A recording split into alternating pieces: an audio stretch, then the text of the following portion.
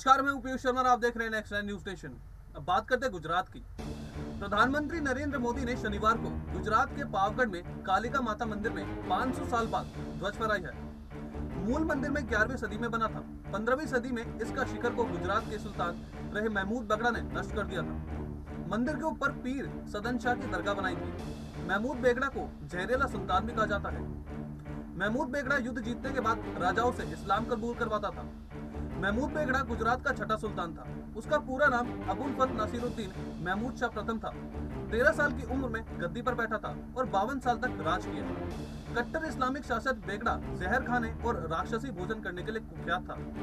बेगड़ा गुजरात के सबसे शक्तिशाली शासकों में से एक था।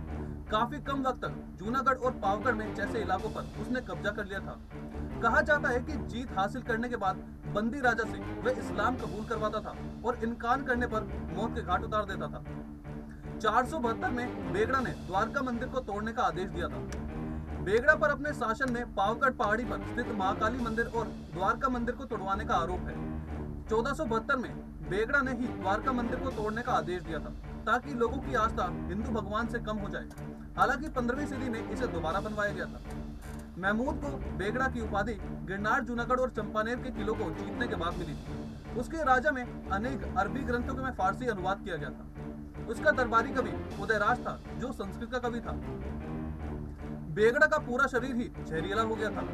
पुर्तगाली यात्री बाबोसा महमूद बेगड़ा के शासन के वक्त गुजरात आए थे। बाबोसा अपनी किताब में the book of ड्यूरेट Babosa volume 1 में लिखते हैं कि बेगड़ा को बचपन से ही जहर देकर पाला गया था क्योंकि उसके पिता नहीं चाहते थे कि कोई उसे जहर देकर मार सके। बचपन में बेगड़ा को खाने के साथ कम मात्रा में जहर भी दिया जाता था ताकि उसे नुकसान ना हो। बाद में बेगड़ा का पूरा शरीर जहरीला हो गया था।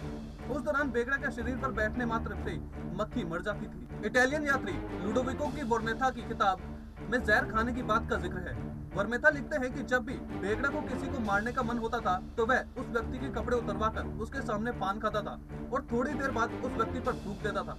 आधे घंटे बाद ही उस व्यक्ति की मौत हो जाती थी। मूंछों को साफे की तरह सिर पर बांध लेता था।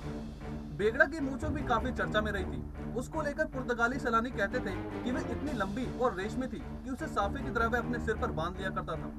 कमर तक लहराने वाली दाढ़ी को बादशाह काफी अच्छा मानता था। ऐसे लोगों को तवज्जो भी देता था। उसके मंत्रिमंडल में कई लोग ऐसे थे जिनकी दाढ़ी मूंछ काफी लंबी लंबी थी।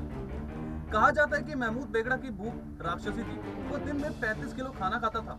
इसमें मिठाई, मीठे चावल, शहद और मक्खन होता था। बेगड़ा एक दिन में 12 दर्जन से ज्यादा केले खा जाता था।